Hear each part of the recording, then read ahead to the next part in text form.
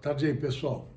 Olha, ontem recebi aqui de novo, mais uma vez, os excelentes músicos do Quarteto Topré, e teve aqui o Matheus, o Thiago e o João aqui, e eu transcrevi uma peça antiga minha, que era para piano e viola, para um trio, violino, viola e violoncelo.